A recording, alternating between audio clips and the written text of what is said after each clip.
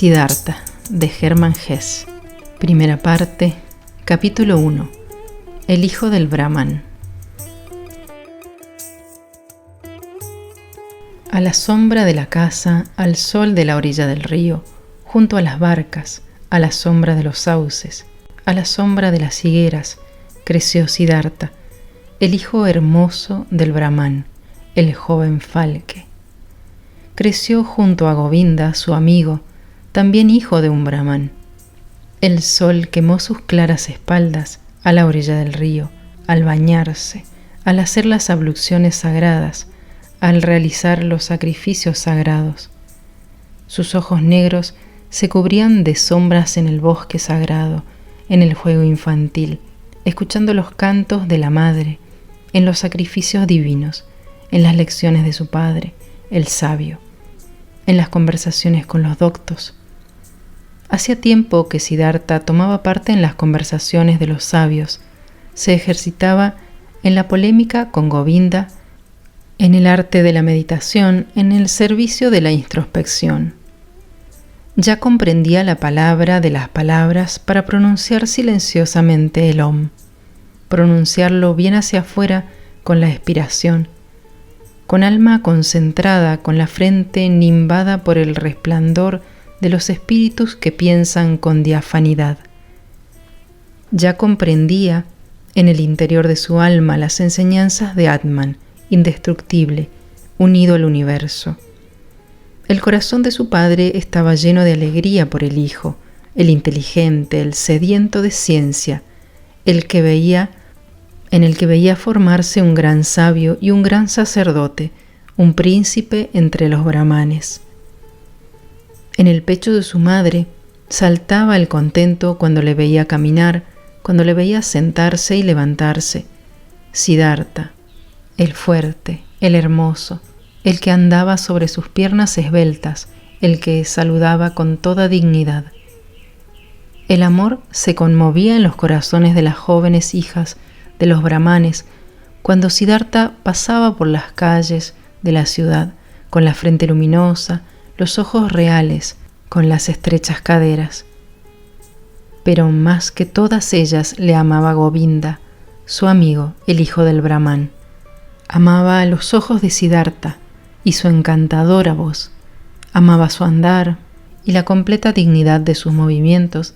Amaba todo lo que Siddhartha hacía y decía, y amaba sobre todo su espíritu, sus altos y fogosos pensamientos, su ardiente voluntad, su elevada vocación. Govinda sabía, este no era un brahman cualquiera, ni un perezoso oficiante de sacrificios, ningún avaricioso comerciante de conjuros milagrosos, ningún vano y vacuo orador, ningún malvado y astuto sacerdote, ni tampoco un buen cordero, un estúpido cordero en el rebaño de los muchos. No, y tampoco él, Govinda, quería ser un brahman como uno de los 100.000 que hay. Quería seguir a Siddhartha, el amado, el magnífico. Y si Siddhartha llegaba un día a ser un dios, si algún día tenía que ir hacia el esplendoroso, Govinda quería seguirle como su amigo, como su acompañante, como su criado, como su escudero, como su sombra. De esta forma amaban todos a Siddhartha. A todos causaba alegría, era un placer para todos. Pero él, Siddhartha, no se causaba alegría, no era un placer para sí mismo.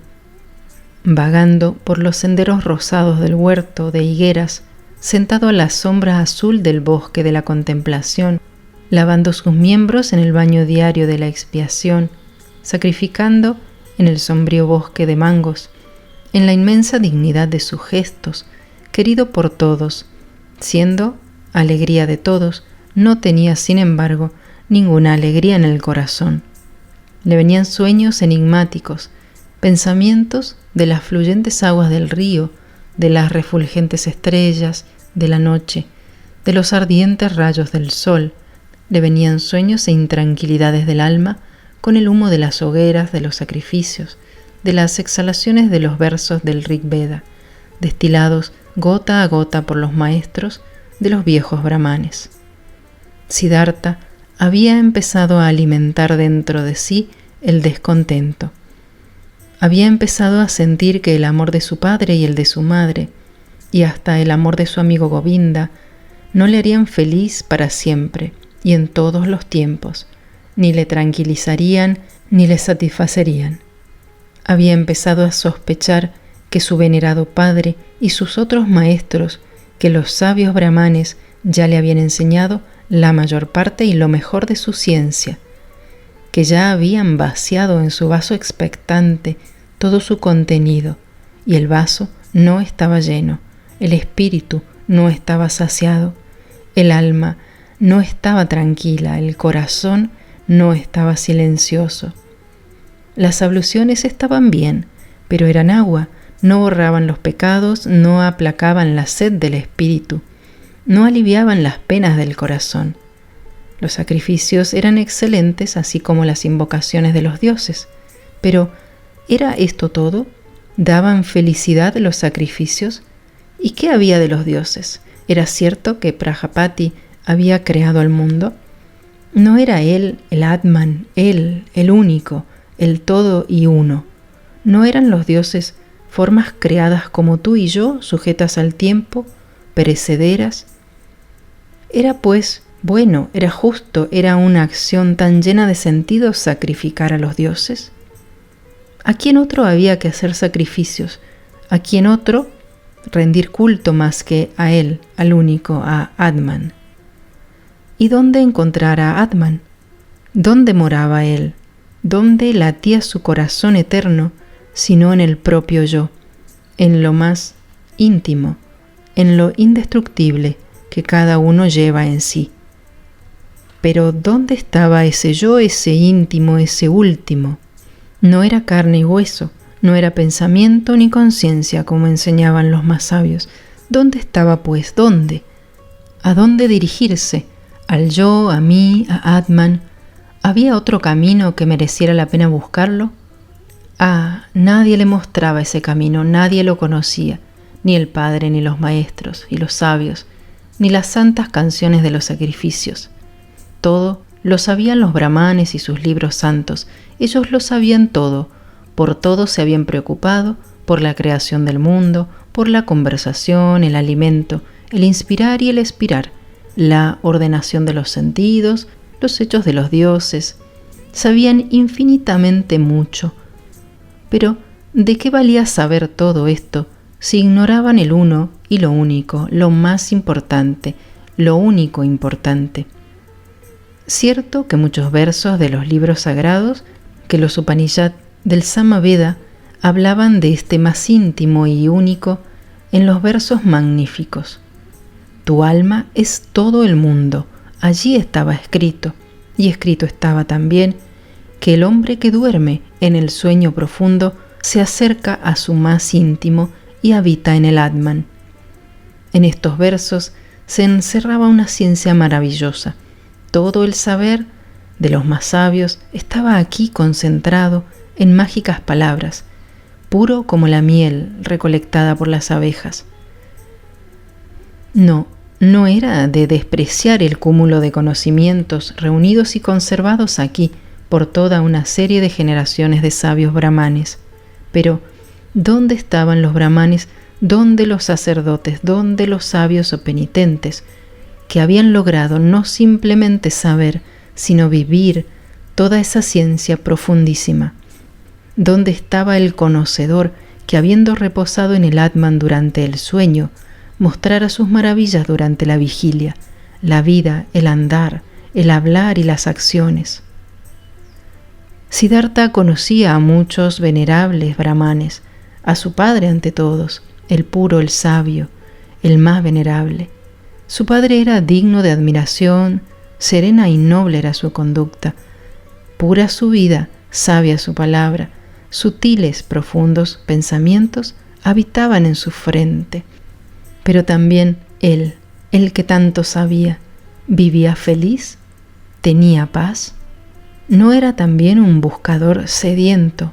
¿No tenía que estar siempre buscando en las fuentes sagradas y beber en ellas como un sediento? en los sacrificios, en los libros, en los diálogos de los brahmanes. ¿Por qué había de afanarse cada día en la purificación? Él, el incensurable, ¿no estaba Atman en él? ¿No manaba en su corazón la fuente ancestral? Había que buscar esta fuente en el propio yo, había que apropiársela. Todo lo demás era vagar, inquirir y errar. Así eran los pensamientos de Siddhartha, esta era su sed, sus dolores. Recitaba para sí a menudo estas palabras de una Chandogya Upanishad. En verdad, el nombre del Brahman es Satyam. Cierto que quien sabe esto entra a diario en el mundo celestial. El mundo celestial brillaba cercano a menudo, pero nadie lo había alcanzado del todo. Nadie había apagado la última sed. Y de todos los sabios, sapientísimos varones que él conocía, cuyas enseñanzas había recibido, ninguno de ellos había alcanzado del todo el mundo celestial que había de aplacarles la eterna sed. Govinda, dijo Siddhartha a su amigo, Govinda querido, ven conmigo bajo el banano, procuremos meditar. Se iban bajo el banano, se sentaban en el suelo, aquí Siddhartha, 20 pasos más allá, Govinda. Mientras se sentaba dispuesto a recitar el Om, Siddhartha repetía murmurando estos versos. Om es el arco, la flecha el alma. Brahma es de la flecha el blanco, que debe alcanzar infaliblemente. Cuando hubo transcurrido el tiempo estimado de meditación, Govinda se levantó. Había llegado la noche, era hora de las abluciones vespertinas. Gritó el nombre de Siddhartha. Siddhartha no respondió. Siddhartha estaba ensimismado. Siddhartha miraba un punto muy lejano. La punta de su lengua asomaba apenas entre sus dientes. Parecía no respirar. Estaba sentado completamente extasiado, pensando en Om. Su alma, como flecha, había partido hacia Brahma. Una vez pasaron por la ciudad de Siddhartha unos samanas, ascetas peregrinos, 3 secos y apagados hombres, ni viejos ni jóvenes, con las espaldas polvorientas, ensangrentadas, casi desnudas, abrasadas por el sol, rodeados de soledad, extraños y enemigos del mundo, extranjeros chacales, hambrientos en el reino de los hombres. Tras ellos soplaba un ardiente perfume de serena pasión, de servicio destructor, de despiadado ensimismamiento. Por la noche, después de la hora del examen, habló Siddhartha a Govinda. Mañana temprano, amigo mío, Siddhartha se irá con los samanas. Quiere ser un samana. Govinda palideció, pues había oído aquellas palabras y en el rostro inmóvil de su amigo leía la decisión imposible de desviar, como aquella flecha que partió silbando del arco. Enseguida y a la primera mirada, Govinda conoció que Siddhartha iniciaba ahora su camino, que su destino principiaba ahora y con él el suyo también, y se puso pálido como una cáscara de banana seca. «Oh, Siddhartha», exclamó, «¿te lo permitirá tu padre?». Siddhartha miró a lo lejos como quien despierta. Con la rapidez de una saeta, leyó en el alma de Govinda, leyó la angustia, leyó la resignación. «Oh, Govinda», dijo en voz baja, «no debemos prodigar las palabras. Mañana al romper el día, tengo que iniciar la vida de los samanas. No hablemos más de ello». Siddhartha entró en el cuarto donde su padre estaba sentado en una estera de esparto y se colocó a su espalda, y allí estuvo hasta que su padre se dio cuenta de que había alguien detrás de él. Habló el Brahman. «¿Eres tú, Siddhartha? Di lo que tengas que decir». Habló Siddhartha. «Con tu permiso, padre mío, he venido a decirte que deseo abandonar tu casa mañana e irme con los ascetas. Es mi deseo convertirme en un samana. Quisiera que mi padre no se opusiera a ello. El Brahmán calló, y calló tanto tiempo que en la ventana se vio caminar las estrellas y cambiar de forma antes que se rompiera el silencio en la habitación. Mudo e inmóvil permanecía el hijo con los brazos cruzados, y las estrellas se movían en el cielo. Entonces habló el padre.